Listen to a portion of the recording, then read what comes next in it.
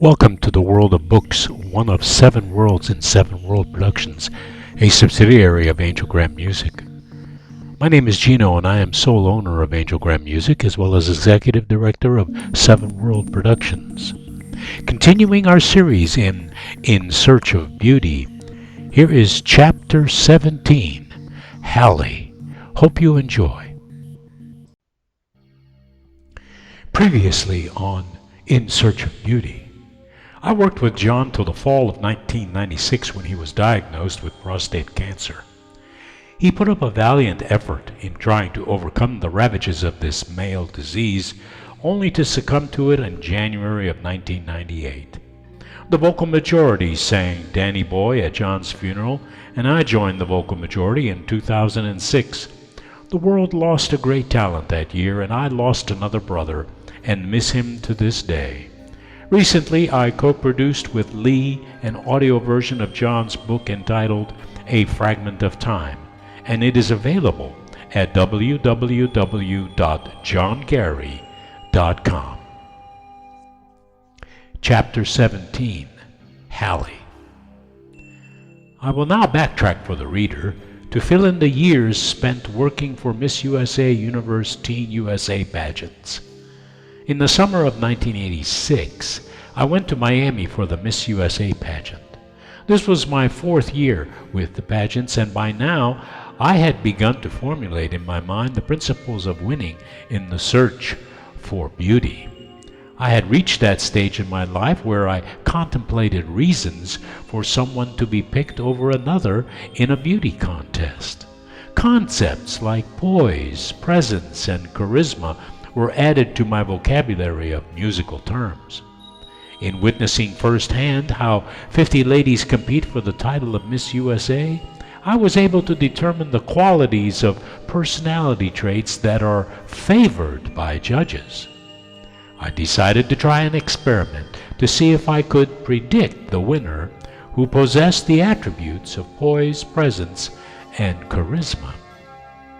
During the musical rehearsals, I observed the ladies carefully to see which one covertly commanded attention over others. I emphasize covertly because I found in previous pageants that the overly zealous delegate inevitably would not make it to the finals. There was about a handful, 5 to 6 ladies that I could positively state fit the covert category in 1986. 2 of the handful was Miss Texas and Miss Ohio. Miss Texas was from Dallas, and Miss Ohio was from Cleveland. The former lived in my hometown, and the latter lived in the state of my birth. I know, you're saying I was prejudiced because of the personal connection. Not so. I kept an eager eye on both to see if I could recognize those traits of high-quality poise, presence, and charisma, and predict which one would win. These 2 ladies were exceptional throughout the rehearsals. Tad had worked out an arrangement of Yankee Doodle with dance arranger Al Mello and repeat performer Tommy Tune. Thomas James Tommy Tune was born February 28, 1939, and he's an American actor, dancer, singer, theater director, producer, and choreographer. Over the course of his career, he has won 9 Tony Awards and the National Medal of Arts. Tommy was born in Texas to oil rig worker, horse trainer, and restaurateur Jim Toon and Ava Mae Clark. The family name was shortened from Toonsmith. He attended Lamar High School in Houston and the Methodist-affiliated Lon Morris College in Jacksonville, Texas, and went on to earn his bachelor's degree from the University of Texas at Austin in 1962, and he took graduate courses at the University of Houston. He later moved to New York to start his career. In 1965, Tommy made his Broadway debut as a performer in the musical Baker Street. His first Broadway directing and choreography credits were for the original production of The Best Little Whorehouse in Texas in 1978. He has gone on to direct or choreograph, or both, some 8 Broadway musicals. He directed a new musical titled Turn of the Century, which premiered at the Goodman Theater in Chicago on September 19, 2008. Off-Broadway, Tommy has directed The Club and Cloud 9. He toured the United States in the Sherman Brothers musical Busker Alley in 94 and 95, and in the stage adaptation of the film Dr. Dolittle in 2006. Tommy is the only person to win Tony Awards in the same categories, Best Choreography and Best Direction of a Musical, in consecutive years in 1990 and 91, and the first to win in 4 different categories. He has won 9 Tony Awards. He appeared in a 1975 TV special titled Welcome to the World along with Lucy Arnaz and Lyle Wagner to promote the Walt Disney World Resort. His film credits include Hello Dolly in 1969 and The Boyfriend with Twiggy in 1971. Tad had worked with Tommy in Los Angeles to work out the details of the Yankee Doodle production number.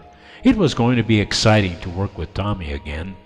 Elliot Lawrence, who lived in New York City, orchestrated Tad and Al's arrangement. When we all met up in Miami for the rehearsals, Elliot told me stories of days in the 50s and 60s when he was a band leader and jazz pianist.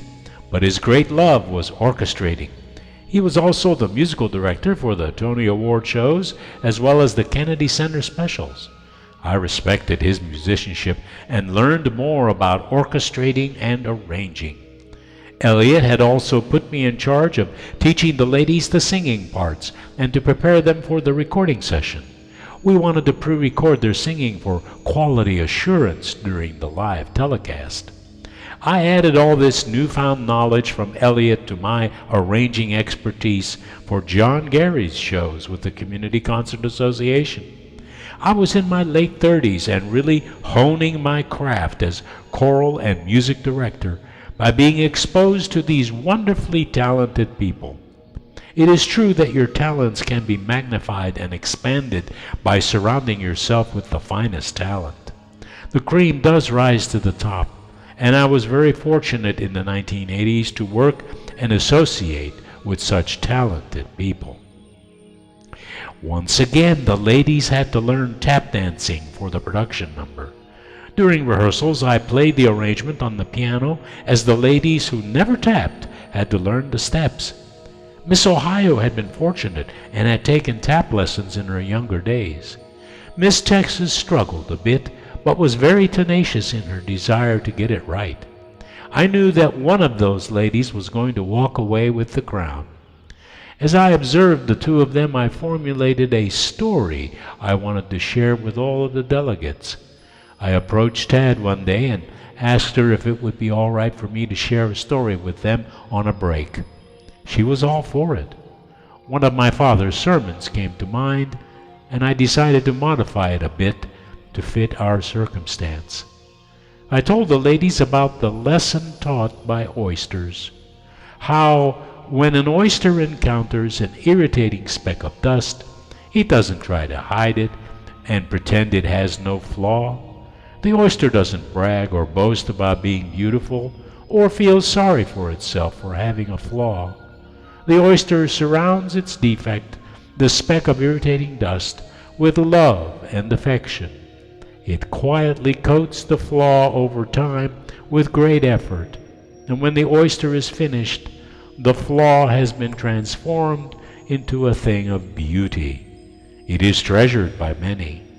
The flaw has been morphed into a beautiful and perfectly round pearl. I told the ladies we should all be like the oysters and quietly transform our deficiencies into pearls. I finished by saying, the lady who is most convincing of this transformation will win the crown, because the judges are human, and humans gravitate to other humans who they wish to emulate and admire. It is the way we all learn from each other. The reward is recognition of your pearls. Needless to say, there was a moment of quiet as I finished my little speech. Then all the delegates spontaneously jumped up and applauded. Even Tad had a little tear in her eye. Somehow the ladies worked harder than ever after that speech. We pre-recorded the singing in a studio and then videotaped the entire production number. The choreography was so intricate with many cuts that it had to be recorded. It was like a music video. We even had a close-up zoom in on Miss Ohio twice. And so once again, a memorable piece of choreography aired live that night in Miami, with a string of pearls dancing their hearts out along with a gem of a talent in Tommy Tune that has yet to be performed any better anywhere else by anyone else. You can find a clip of the number on youtube.com.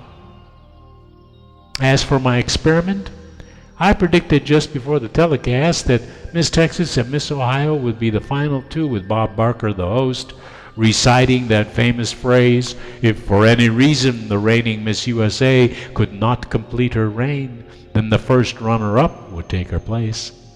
I was still not able to decide which would win. Both of them were wearing beautiful pearls. Miss Texas was competing most with the notion that a second Miss Texas in a row could win. Miss Ohio was competing most with the notion that an African American could be crowned Miss USA. As the telecast wound down to that moment of my prediction, I was amazed at how close I got. When the final five were chosen, I felt that I was right, and Miss Texas and Miss Ohio would have to arm wrestle for the tiara. The last two left on stage was Miss Texas and Miss Ohio. As Bob Barker announced the first runner-up, I saw two beautiful ladies embrace each other, one with tears of joy and the other with tears of grief. Miss Texas had succeeded in winning, and Miss Ohio was quickly moved off camera with her bouquet of flowers. Miss Texas took her walk and waved to the crowd as the credits rolled, and we went to black. We were off the air, and everyone was scurrying around on stage, with delegates rushing to the dressing rooms to change and prepare for the ball. The TV crew began immediately to tear the stage down and load up the lighting and sound equipment for transportation that night. On the stage where the final two had stood with Bob was a huge star. Standing in the middle of this star was Miss Ohio. She was sobbing uncontrollably and visibly shaken by her defeat. No one came to her in the midst of life going on all around her. It was as if a tunnel of time and space was between us, and the universe was waiting with bated breath for the next moment. I had been in the pit with Tad and the cue card guys at the end of the telecast. They had left, and I was mesmerized by the sight of this lady left on stage. I could not help myself and ran up to her and hugged her close. She clung to me with all her might and kept repeating the words, "Why?" As I held her, trying my best to console, all I could think of to say was what my father had taught me. I told her, "Bigger and better things are in store for you. You'll see. You are standing on a star, and someday you will be one. Maybe even win an Oscar. Please believe that, will you? Will you promise me?" She looked up at me and nodded with her head, and then cried on my shoulder for a few more moments. Then, as if the universe sighed with relief, we parted.